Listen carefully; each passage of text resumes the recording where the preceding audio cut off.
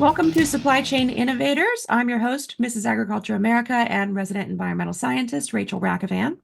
I'm here to talk to you a little bit about what we do and also introduce our outstanding guest. And what we do here at GreenPath Tech and Trucking Tower is help companies to save money, anywhere between 10 to 23% on their net fuel spend all across the country for their fleets. And we have a money back guarantee. We also are able to provide an EPA certification compliant with the Magnuson Moss Warranty Act. And you can contact me if you have any other questions about that. But today we're going to talk about Matt Hooker, the Senior Vice President, of Ranger Energy. Thank you so much for coming on the show, Matt. Thank you, Rachel. Good morning. So I was very blessed to find that Matt was able to talk to me in spite of his busy schedule.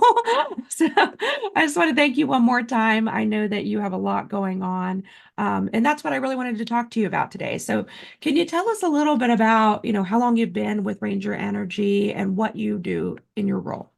Certainly. I've been with Ranger for 7 years this year. Been in the oil and gas industry, the service sector of the industry for 40 years. Seems like four, sometimes it seems like 400. But my role in the company is I run our well servicing group, which is about 70% of the company's revenue, and we have 7 different service lines. One of them is an internal transportation company where we self-support our transportation needs. Mm-hmm. Wonderful. That sounds good. Like it can be a lot more complex than that, but I appreciate the general overview. It can be. We also own and operate the largest well servicing fleet in the United States, and because we service ourselves internally from a transportation standpoint, it can be a little bit complex. We have in my group about 1,500 employees around the country and lots of pieces of equipment we move every day. And how many trucks do you have currently? I think we run between 150 and 200 pieces of heavy haul equipment. Right. And so you're hauling equipment back and forth. Yes, Okay. generally between well sites or between our local facilities and customer well sites. Wow. Okay. And so, what else are you doing in the trucking industry that you'd like to tell us about? Anything else? But we don't really do anything outside of our own industry. Like I said, we self-service for a couple of reasons. One is we've struggled with being able to get heavy haul equipment services for the oil and gas industry. There's a lot of demand, as you know, across the country for drivers. I think it's less about the availability of heavy haul equipment and more about the availability of drivers and qualified drivers. Some of our equipment's a bit unique to move. It goes on and off roll-a-gon trailers a lot.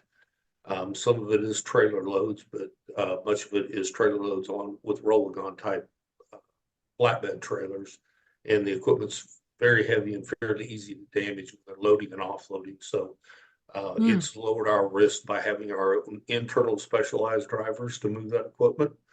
And it also is, again, because of the availability of drivers and on-time hauling in our industry, having the service internally helps us prevent delays to the customer to our larger revenue streams.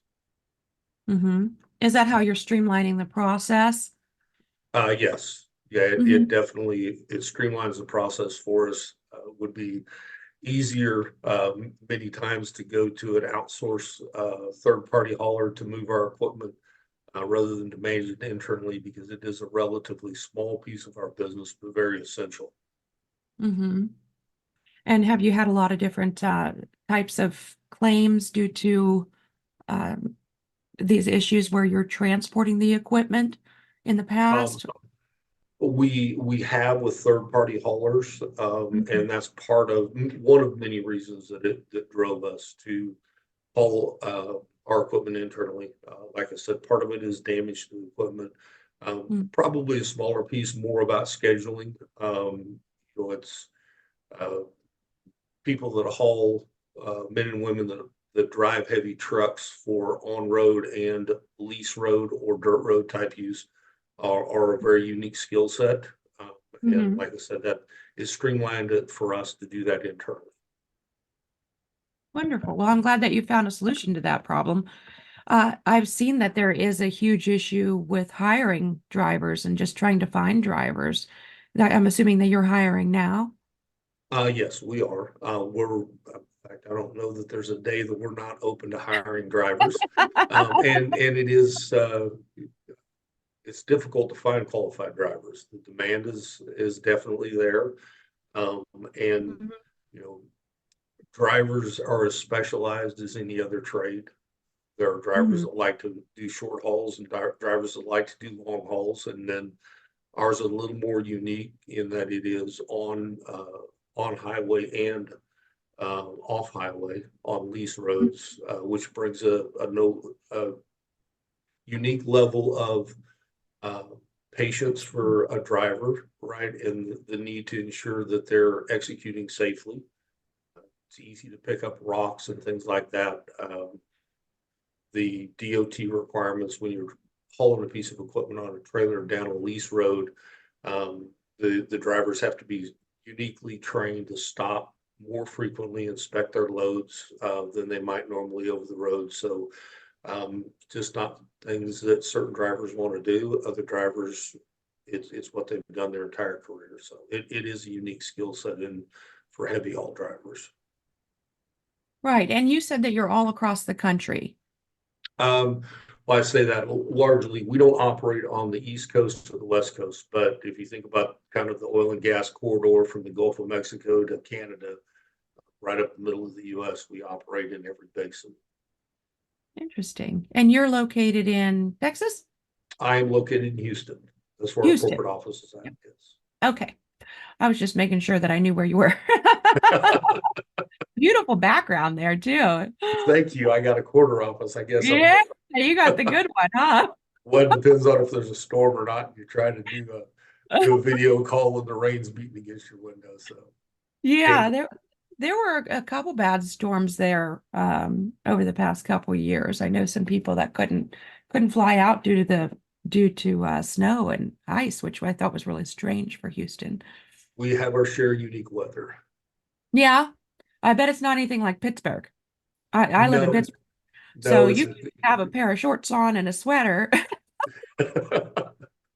and it could be raining at 10 o'clock and then sun's out, 2 hours later, and then snow 2 hours after that. So we always say that we can't rely on the weatherman at all. Um, but anyway, so I wanted to talk to you about any other unique offerings that you have as a company. What's your differentiator? so we're uh, we're a service company. As I mentioned earlier, several different service lines in the businesses I'm responsible for, and I think our unique differentiation in the market is our employees. Hmm. As a service company, we certainly have a tremendous number of assets, but those assets are only as good as the people you put on them and the investment that you make into those people and training them and the investment you make in them in the way of good wages and good benefits. So I think what differentiates us in the market is our employee base and the energy that we put into those employees in training and development, giving them opportunities to grow and move up in the company. And that spans from our rig operators and rig employees to our truck drivers and snubbing business, and several other business lines that we operate. They're all fundamentally based on, and our differentiation is based out of the people who. Wonderful. Yeah, I had that same kind of response from whenever I spoke with Tri-State Commodities. They said investing in your employees is the most important thing. And so you're saying that you have a good benefits package that you're offering and that you really take care of your employees and provide them with, PTO or holidays, things of that nature. Yeah, we try, we become a fairly large company. When I came to work for the organization, we were a small company, and today we're publicly traded on the stock exchange. So we became I think what they refer to as a mid-cap company. But through that growth, we've maintained a focus on trying to ensure that everybody feels like they're part of the Ranger family. In fact, we have a theme called Family, I we love have, we have a theme called One Ranger, and the intent is to, it's in the past in this industry, my focus has been kind of how do you get people to want to come to your company. And I think I've evolved in my management, my leadership thought processes, and now the focus is for me is how do you get people to want to stay in your company? The generationally, I think workers have changed, and the view of commitment to organizations has changed. So through that, we put a lot more energy into just building the company people want to stay at. I've read that too. They're saying that people are wanting to stay at companies 3 to 5 years, and then after that, they either should leave or they do leave because they feel like they're either being taken advantage of or there's no way for them to move up, so they have to continuously look for new employment. And I'm not sure if that's a millennial thing or if that's more of, just something that happened as a result of industries changing and inflation. I'm not sure I'm what not the I'm not really sure either. I think one of the things that I believe we've discovered in the change, whether it's generational, just the workforce evolving over time, is people want to know what they can personally do to benefit themselves or to grow. Mhm. We have a demographic of our workforce that appears that they want that opportunity for the purpose of moving up in the organization. And then we have another piece of the demographic in our organization that really will tell you they're not interested in moving up in the organization. They're just interested in getting better. And they don't want you to run around and point your finger and tell them how to get better. They want you to give them the information, the training, so that they have some control of their own destiny. Um, it doesn't matter which motivation it is personally. Everybody views success differently. If we give Mhm. them the tools to meet their personal objectives, then we believe they'll stay longer. And we actually statistically internally we're showing that's paying out for us as an organization. I think that's great because you really don't know unless you talk to somebody whether they want to move up or if they want to stay where they are and just eventually make more from gaining new skills or tenure. So I think that's wonderful. You're really digging deep to each individual employee to figure out what their desires are and what their needs are, and then kind of molding that around what they want rather than just saying, here, this is what you get. Right. Well, and we are, Here, Rachel, and we're not, we do use surveys in our company. We're not doing it through really surveys in the company as much as our philosophy of managing by being present. So we go to the field, we talk to our employees. I was in the Permian Basin last week. My boss, our CEO, was in the Permian Basin visiting locations, talking to employees. The vice president of our southern business unit and mid-con business unit was in East Texas in the field for 2 days visiting employees and talking to them. And part of the mission behind that is always an underlying identification of how can we make the company better.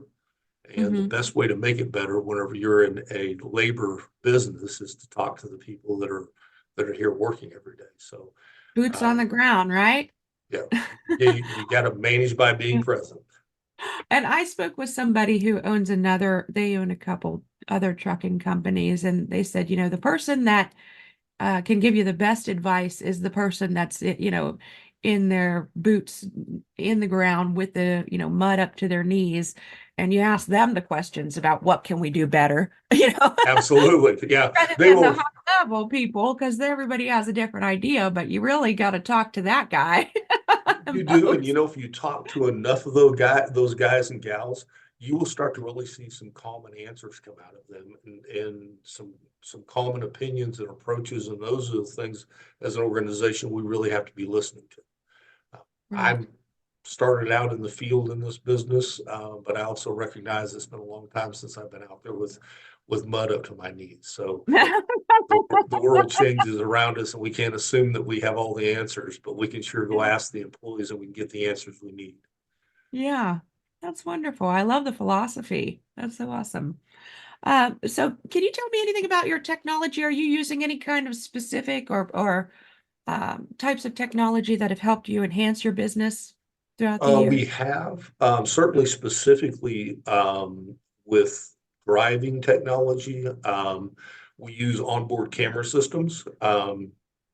So we we happen to use a company called Lytix at Ranger. We also use geo devices in our vehicles, and between the geo devices and the onboard cameras, we're really seeing a difference in how our drivers behave behind the wheel, how they interact with the public, which is hugely important to us, um, both from the safety of our employees and the safety of the public. So those cameras, the improvements and the changes that we've seen through that technology over the last, call it 18 months, that we've really had let me back up. Um, I would say it's been about 6 months that we've had the system fully stood up in the organization and have been able to start digging into the data. We've been running the system and growing it through the organization for several years. Statistically, what we're seeing in the change in driving behaviors is nothing short of amazing. Like any other system, electronic data system you use with employees, you get a little bit of organizational resistance, right? Big brother watching type thought process. But I think as we've talked to our employees and helped them to understand that this is for their safety, that we don't have a camera monitoring them all the time, that there are certain behaviors that through AI technology that the cameras will pick out and turn on a report. It goes to a coach. The coaches coach the drivers, and through that coaching, we evolve our skills and get better and better and better. It was interesting as I was in the field in the Permian Basin last week. I had this conversation with one of our rig employees, and he said, "You know, when you guys put the cameras in, I was going to quit. I told my wife I didn't like this. Somebody's watching me driving down the road, all this stuff." And he said, as you guys have talked to us and explained to us what's going on, he said, we all got more comfortable with it. And he said, just last week, my wife was telling me, you're a better driver with me and the children in the car than you were a year ago. And Hmm. so I think not just using that technology to create a safer work environment for our employees, but to create behaviors that they'll take home when they get behind the wheel with their wife and children or husband and children, whatever the case may be. So Safety first. that's probably really the technology that's moved us forward. There's certainly things we're doing from a maintenance standpoint and tracking our equipment and keeping up with the maintenance and the technology of Tier 4 engines and those type of things that we're working on. But I think probably the biggest thing we've really done has been the onboard camera systems of late and the change not only in our drivers' behaviors at work, but what they're telling us about how it's changing their behaviors when they're at home with their families. Wonderful. So what about any type of other technology? Do you have what are those called? I see I've lost the words all of a sudden. Like I said, I'm just getting over a Like sickness here. ELD onboard logging. Do you have things that make sure they don't go over a certain speed? Oh, Um, yes. Yeah. yeah, So okay. the geo systems do that and the Linux systems do it as well. Right. Okay. So yeah, our That's camera good. That's systems safe. are integrated. And all Integrated of with the speed. Um, it fully integrated with the entire truck oh, and or whether it's light duty or heavy duty. On our heavy duty assets, we also have um, monitoring systems that are on the engines and the drivetrain systems of the truck so that we can uh, one, observe the behaviors of the engine from a speed standpoint, mhm, harsh braking, all of those other things. But additionally, from a maintenance standpoint, we can manage that equipment remotely. Um, mhm, there are times that we can do remote diagnostics on the engines, which wow. has proven to be value added for us in reducing our carbon footprint. If we Mhm, can identify a potential problem or if we have a breakdown and a failure, we can remotely diagnose that then it's a higher likelihood that we'll have a single shot run for a mechanic going out to do a repair on that equipment rather than to go out, find out what's wrong with it, drive back to town, get the parts, go back to the equipment again. If we, through that remote diagnostic, we can identify the failure, then, I won't tell you what I think the percentage of time is, but a significant percentage of the time, the mechanic that's going to repair the equipment's got the parts with him when he shows up on location, and reduces our labor time to repair and reduces our carbon footprint on. Sure, that's wonderful. So that was going to be one of my next questions. What are you doing for sustainability? That's wonderful. So you're able to predict whenever you're having a potential maintenance issue, and then you're able to tackle it beforehand rather than reactionary. You have a prevention We are technology. through the remote diagnostics, and we also do that through our preventative maintenance program. So Right. we were That's reducing our emissions Mhm. by putting all of our heavy engines are on a maintenance rotation cycle. So we run them a particular number of hours, and then we in a preventative approach replace those engines prior to failure, and we Mhm. replace them prior to having so much wear that they have unnecessary emissions emitted from the engine, Mhm. if that makes sense. So uh, certainly there's a cost aspect to that, right? One could say, well, if I run the engine or transmission failure, I'm getting every dollar out of the investment I can. We don't look at it that way. One way to look at it. Yeah. But there are companies that do that, Right. and that's their Why did those philosophy, wheels and fall off, right? right. And that's their philosophy, and that's the way they run their business. For us, both from a um, environmental standpoint, from a cost management standpoint, as well as from a customer impact standpoint, we try to do all that in a very proactive way. And we don't, we do it through a very scientific approach to oil management samples, fuel burn samples, and those things to ensure that we're optimizing the engine or the drivetrain to the best time to rotate it out of. That's wonderful. Yeah. I know that a lot of companies don't really, they don't necessarily embrace environmental sustainability because they think that it'll be more costly. And what I've found, working in energy and technology and in, waste optimization for as many years as I have, I can tell you that, usually it's actually a lot less expensive whenever you put in sensors and you're doing maintenance checks and you're putting in a green fuel technology like what we have with cyber fuels. We're able to reduce the DEF by over 21%, and then also the net spend on the fuel by 10 to 23% on average. So not only are we tackling the overall cost of the net fuel spend, but we're also looking at what kind of emissions are we putting out. And that's really important, I think, for fleets, all across America. It's not just about how much money we're spending, but also, are we doing anything to try to reduce these emissions and toxic consumption and exposures? And that's why I help with running this show. So Well, that's why I'm here.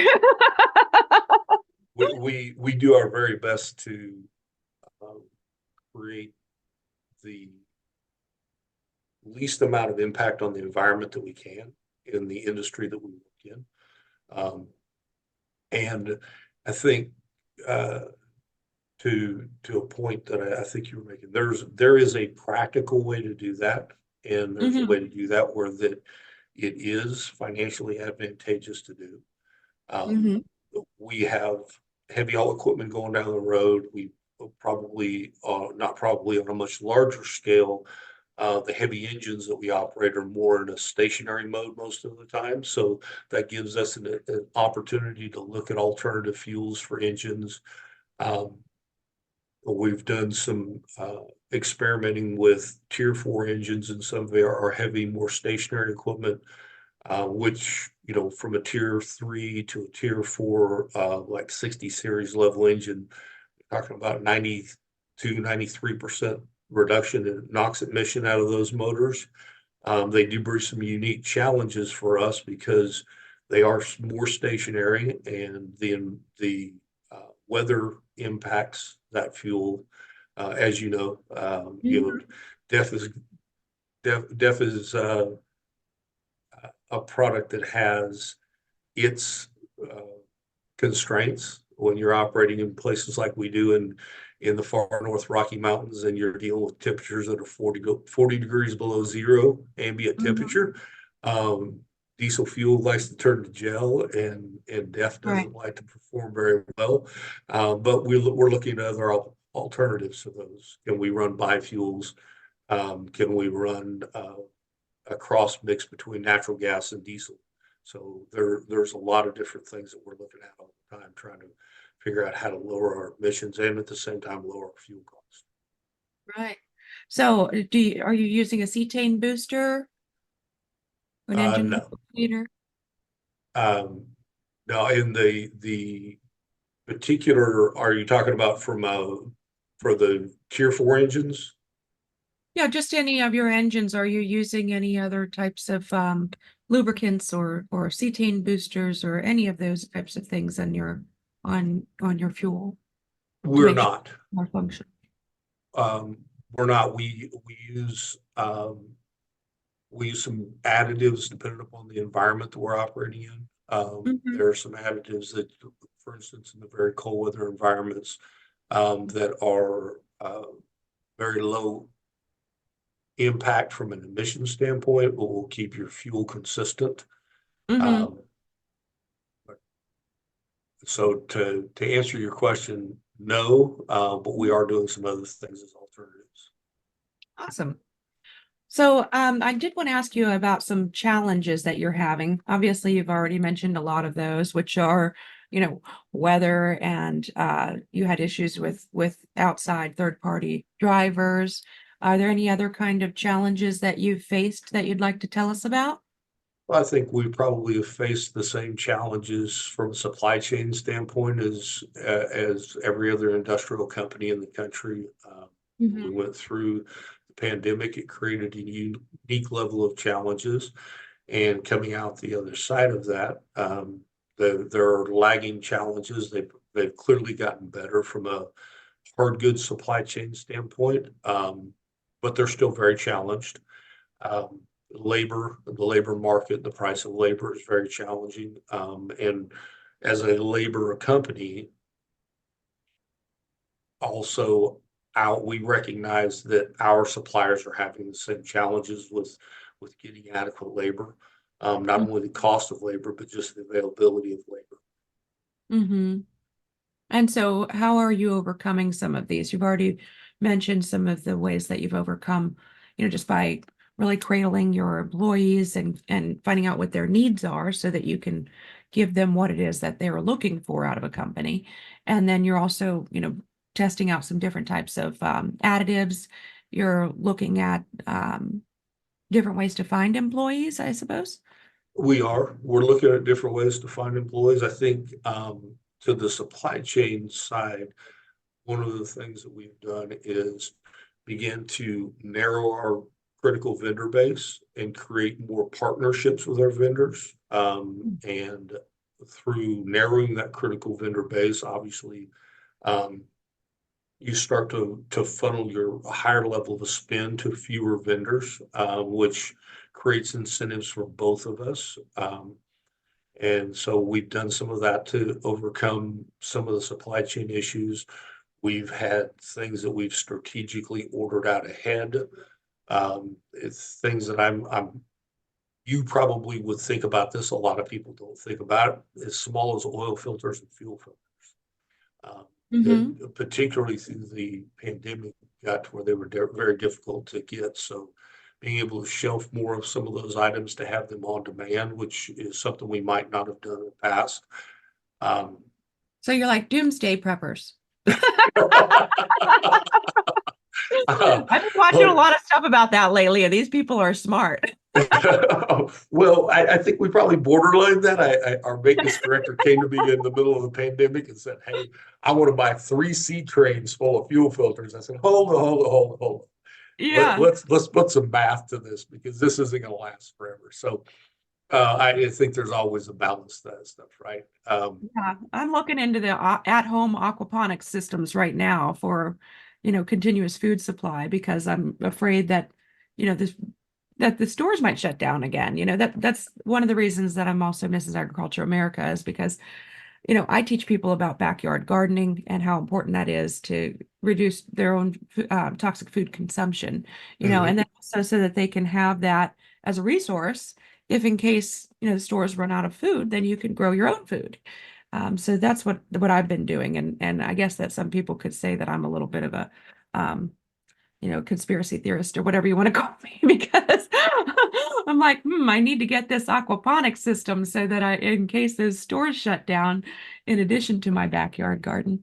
Well, it Um, hasn't been that long ago that we saw people buying truckloads of toilet paper and paper towels out of the Sam's Club oh, and Costco's in the country. So I don't disagree with you. People need to be prepared for circumstances that happen in life, and I don't think it's lost on anybody that we all went through that not long ago. of all So, the things in the world, um, I would think medicine and things of that nature would be the first thing to buy. So rather than, that's just not how my brain works, though. Everybody's different. my So mind usually thinks of my stomach first too. So I'm with you. I'd be thinking about hydroponics and how do I grow food. I'll worry about the rest of it when my stomach's full. right, yeah, there's always leaves out there. Um, so you told us about the supply chain issues that you faced, how you've overcome those. What about regulations? Can you tell me about anything that you'd like to see changed in the regulatory atmosphere of supply chain? Mandates or policies that you think could be better suited to fit your industry? Well, I think that we probably all have at some level the same view of the regulatory um, drivers in the industry um, that they provide a function, right? They have a necessity to be there. I think that it would be fantastic if those people writing policy would spend a little bit more time focused on the people who are actually having to execute and ensuring that they have a balance in the industry and in the interests that they're serving. Um, I think really a more balanced approach to how we view regulatory requirements is probably the thing that I would like to see us do. And I think some of the agencies do a pretty good job of that. I'm very active with the Energy Workforce Technology Council. I'm not sure if you're familiar with them. Um, and in addition to previously being a board member, I chair one of their large committees and sit on their advisory board. So we spend a lot of time engaged in public affairs and regulatory um, affairs, and we get a reasonable amount of input. I think I still think that there's an opportunity to have a more balanced approach from a regulatory standpoint whenever it comes to um, being realistic about the things that we can accomplish. Right, I'm a person that believes that um, you set goals because there are things that stretch you to get better, but they're attainable. And at the point that Mhm. you can't stretch to get better, or at the point that they're unattainable, um, then they don't become goals. They just become unreasonable expectations. And so I think there's always a place for reasonable balance to how we approach the industry and the country whenever it comes to regulatory affairs. I totally agree with you. I used to be a secretary for the National Association of Women Business Owners, and I was the community outreach development coordinator for a women's business group here in Pittsburgh as well. And I found that there were oftentimes a lot of goals that we would create in different atmospheres, not just those organizations, but the strategy of how to achieve them was often lacking.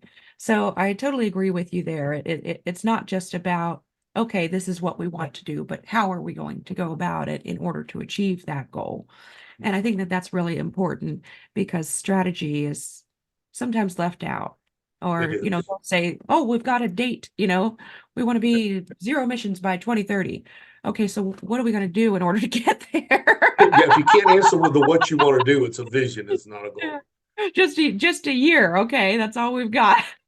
That's not going to work. So, what kind of advice would you have, Matt, for other listeners, for, new companies or people that are focused in, fleet and hauling and oil and gas?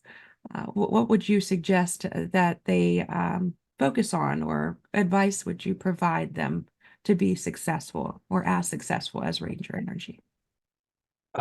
Be focused on the people that work in the organization, right? They're the reason that we're here and the reason that we get to come to work. I think I have a very healthy view of my role in the organization.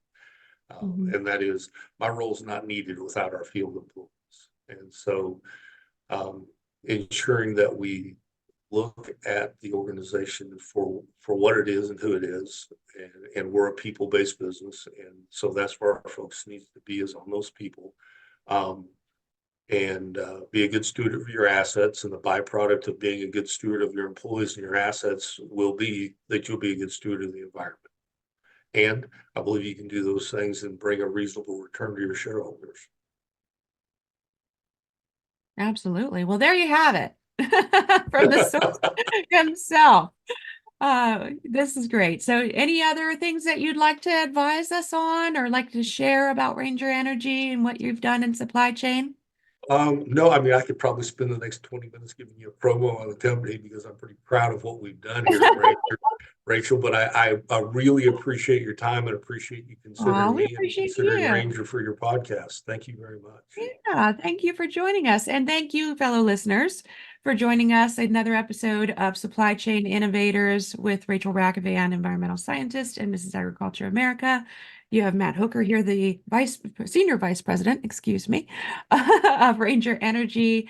And I just want to say thank you so much. We're very blessed to have you on our show. And tune in next time. Find out what it is that we do here at Green Path Tech and Trucking Tower. We do help companies to save between 10 to 23% on their net fuel spend with an EPA certification and a money back guarantee. Thank you so much. We'll see you all Thank you, next time. Ranger. Thank you, Rachel. Have a great day. Bye-bye.